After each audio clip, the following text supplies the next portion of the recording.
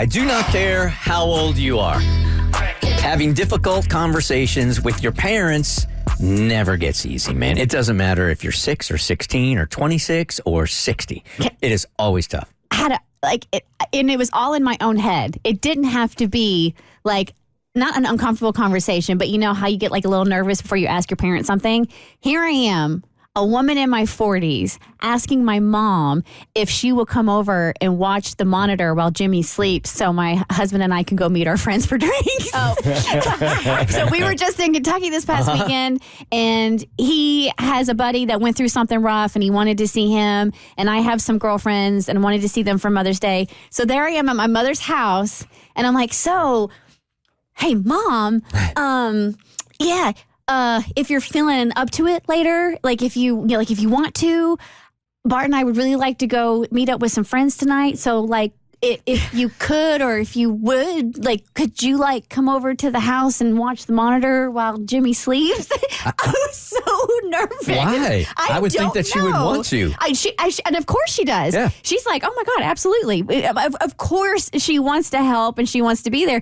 But it's just like I reverted back to my like 16-year-old self asking if I could go have a sleepover at Amanda Michelle's. Like, it's so weird. There's this meme going around of like moms crying because they're like, oh, realizing when you become a mother, you have to ask your parents for permission to go out again. Well, that's the truth, right? So in this case, she's just super, super nervous of having to go to her parents and just go, this whole college idea has been yours, not mine, and I don't want to go. And she's wondering, how does she break that to him this weekend? Mo's got the email. Bert Show.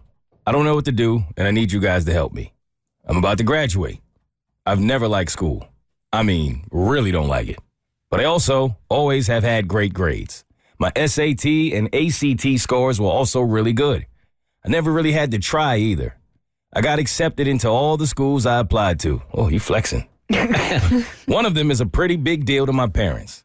I pretended to be excited, and we all assume this is where I'm going in the fall. I really don't want to go. Honestly, I don't want to go anywhere. I want to be done with school. I have this strong feeling that college isn't the right thing for me. I don't really know what I want to do, but I am certain that I don't want to spend even one more hour in a classroom. I don't know how to tell this to my parents without disappointing or hurting them. It will probably be a shock, and I think they are going to be angry. I have to tell them now. My mom is planning some big reveal of my college choice at my graduation party next weekend. Oh, damn. I don't know where she got the idea, but it's dumb. She's ordered a bunch of balloons with the school colors and a balloon with the school logo. I'm supposed to open a big box in front of everyone at the party, and all the balloons are supposed to fly out and tell them my school choice. Oh, what a cool idea. It is kind of cute. There is no way I can back out then. How do I stop this? Man, I've got so many thoughts on this, and I'm connecting to it on so many different levels. Well, first of all, let me show you and tell you what your future looks like if you go to college. You're going to fail. You're going to flunk out because you're not into it. So I was you many, many years ago. I wanted to take a year off. My parents wanted me to go to school so badly. I was putting the pressure on me.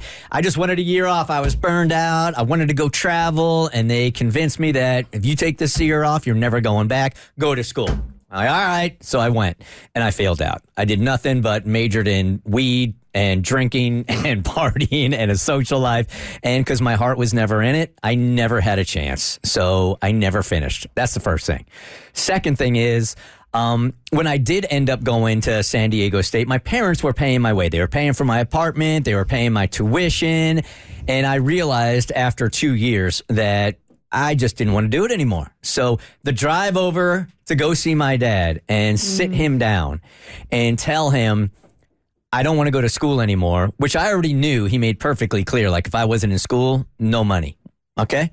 So when I went there, I knew having this conversation with him meant complete independence from my parents, which was the scariest thing in my life at 19, 20 years old.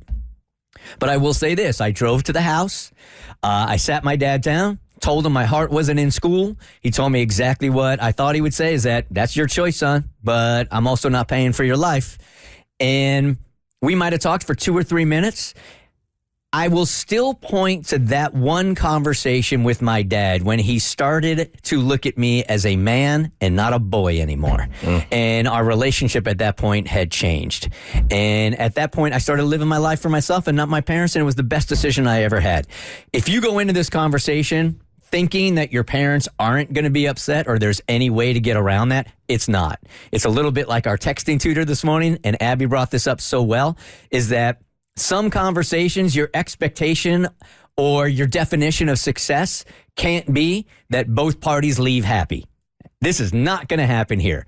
But if your definition is telling them your truth and dealing with the consequences, you can get through this. You're very passionate about this. Yeah, man, I went through it, and it was a really defining point in my life. I think you nailed it. I think as hard as she may feel like this conversation will be, it will not be as difficult as the conversation you will have to have when you try to go and then you've wasted money and you've wasted time and then you failed out. So, I mean, I think they may not want to hear it now, but I think your parents will eventually appreciate the fact that you didn't waste your time or their money. Yeah, I think it's just a generational thing. Like for like the last 50 years or so, that's just what you were quote unquote supposed to do. You go to high school, you go to college. And so I think what really parents want when they want their kids to go to college is they just want their kids to have a plan.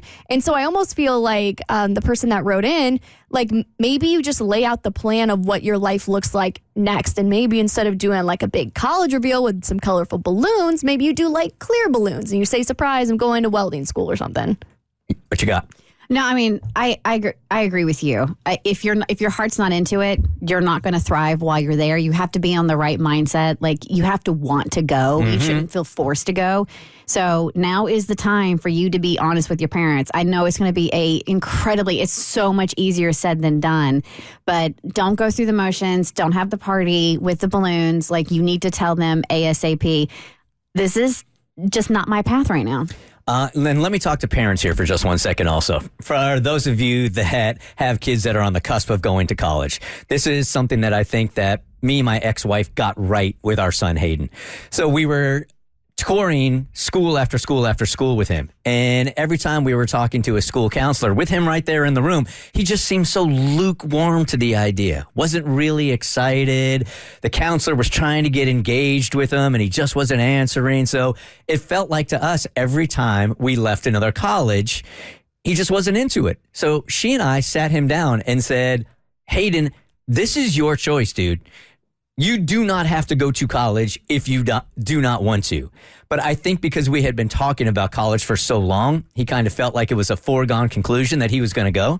And it turns out that that's just my kid's personality, honestly. He just don't get too high and too low, and he's got social anxiety. So when he was going through these meetings with counselors, he just wasn't feeling comfortable, but it wasn't for a lack of enthusiasm. But we gave him the option, like, this is your choice. Go if you want. Don't go if you don't want to. Don't feel forced. And he ended up picking the perfect school for him, which is SCAD in Savannah, and it all worked out great. There you go. Moral of the story. Yeah. It's The Bert Show. The Bert Show. So first, thanks for watching. Second, you like what you just watched? That just scratches the surface. Get The Bert Show on any podcast platform. We're so good.